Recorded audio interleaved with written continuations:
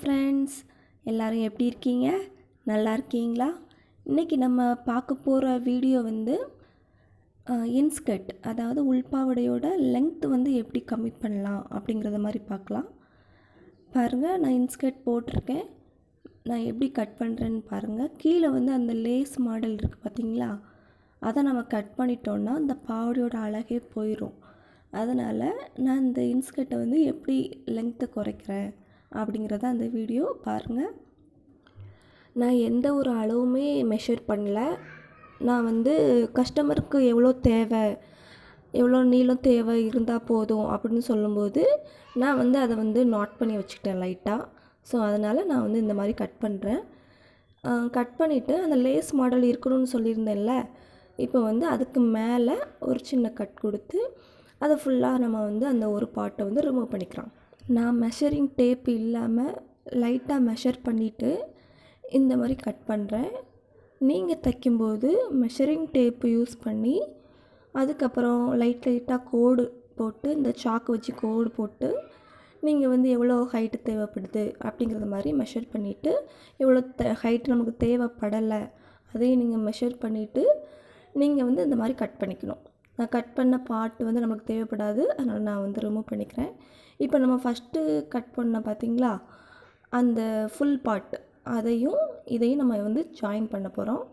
இப்போது இந்த கையில் நான் என்ன காட்டுறேன் அப்படின்னா, அதை வந்து எந்த பக்கம் தைச்சிருக்காங்க, அதாவது நம்ம பாவடையில் வந்து பார்த்திங்கன்னா தெரியும், அந்த பாவடையில் எண்டில் வந்து ஒரு ஜாயின் பண்ணியிருப்பாங்க, ரெண்டு பக்கமும் சேர்த்து ஒரு ஜாயின் பண்ணி ஒரு ஸ்டிச் பண்ணியிருப்பாங்க.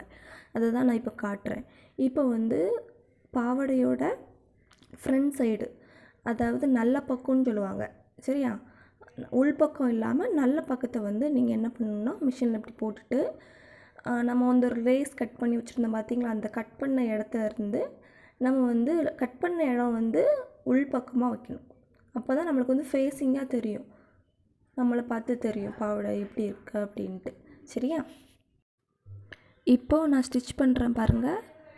இதே மாதிரி ஃபஸ்ட்டு டபுள் ஸ்டிச்சிலேருந்து ஸ்டார்ட் பண்ணணும். டபுள் ஸ்டிச்சில் போட்டு உங்களுக்கு டபுள் ஸ்டிச்சு போட தெரியலை அப்படின்னா எனக்கு நீங்கள் சொல்லுங்கள்.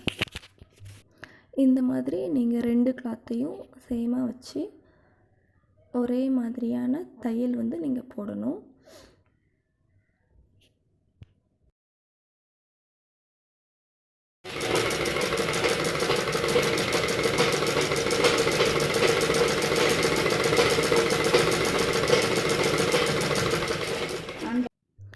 சம்டைம்ஸ் நம்ம தைச்சிட்ருக்கும்போது இந்த துணி விலகிற மாதிரி இருக்கும். நீங்கள் வந்து ரெண்டையும் ஒன்றா வச்சு நீங்கள் அழகாக தைக்கணும். தைச்சா தான் நம்மளுக்கு வந்து மேலேயும் கீழேயும் வராமல் இருக்கும். இல்லை அப்படின்னா ஒன் சைடு கிளாத்தில் வந்து தையல் விழும், இன்னொரு சைடு கிளாத்தில் வந்து தையல் விழாமல் போயிடும். அதனால கொஞ்சம் சிரமமாயிரும். நீங்கள் வந்து ரெண்டு கிளாத்தையும் மர்ஜ் பண்ணிவிட்டு கையில் பிடிச்சிட்டு நீங்கள் வந்து மெதுவாக அந்த மாதிரி தைச்சிங்கன்னா உங்களுக்கு வந்து தையல் அழகாக விழும். நீங்கள் நார்மல் பாவாடை வந்து யூஸ் பண்ணியிருந்தீங்க அப்படின்னா இந்த மாதிரி லேஸ் இல்லாமல் நார்மலாக இருக்கும் பார்த்திங்களா, அந்த மாதிரி நீங்கள் பாவாடை யூஸ் பண்ணிங்க அப்படின்னா கீழே வந்து கட் பண்ணால் ஒரு மாதிரி தெரியும், இது வந்து கட் பண்ணி தைச்சிருக்காங்க அப்படிங்கிற மாதிரி தெரியும். அதுக்காக நம்ம என்ன பண்ணுறோம் அப்படின்னா மேலே உள்ள பாட்டு, அதாவது நம்ம கயிறு வந்து கட்டுவோம்ல மேலே, அதை வந்து நீங்கள் லைட்டாக அந்த நூலெல்லாம் எடுத்துட்டு நீங்கள் வந்து அங்கே கட் பண்ணி ஸ்டிச் பண்ணிங்க அப்படின்னா கொஞ்சம் ஓரளவுக்கு தெரியாமல் ஆயிரும்.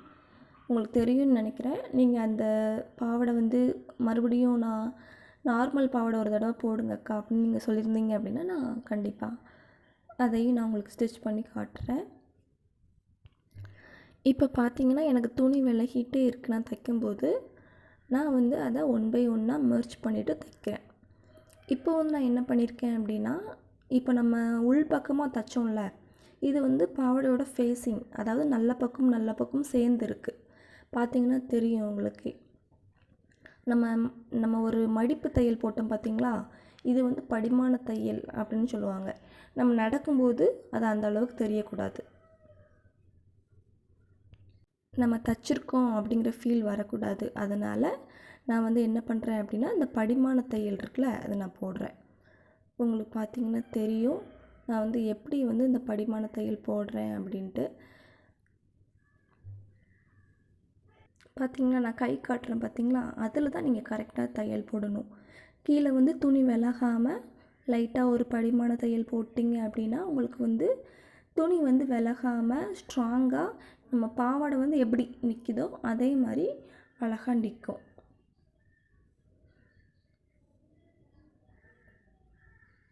நான் சிசரை பக்கத்தில் வச்சுருக்கேன்.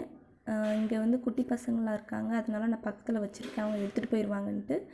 நீங்கள் வந்து பக்கத்தில் வைக்காமல் கொஞ்சம் தூரமாக வச்சுட்டு நீங்கள் வந்து ஸ்டிச் பண்ண ஸ்டார்ட் பண்ணுங்கள். கொஞ்சம் உங்களுக்கு ஃப்ரீயாக இருக்கும். நான் கை எப்படி மூவ் பண்ணுறேன்னு பாருங்கள். அதே மாதிரி நீங்களும் கை மூவ் பண்ணி இந்த மாதிரி படிமான தையல் வந்து போடணும். இப்போது நம்ம நீளத்தை கம்மி பண்ணியாச்சு பாருங்கள். இப்போ நம்ம அவுட்புட் வந்து நல்ல அழகாக வந்திருக்கு. பார்த்திங்கன்னா தெரியும் உங்களுக்கே, நம்ம அந்த லேஸ் மாடலை கட் பண்ணியிருந்தோன்னா அந்த பாவாடையோட அழகே போயிடும். அதனால நான் இப்படி ஸ்டிச் பண்ணியிருக்கேன். உங்களுக்கு இது ரொம்ப பிடிச்சிருந்துச்சின்னா ஃப்ரெண்ட்ஸ்க்கு ஷேர் பண்ணுங்கள், ஃபேமிலிக்கு ஷேர் பண்ணுங்கள், கமெண்ட் பண்ணுங்கள்.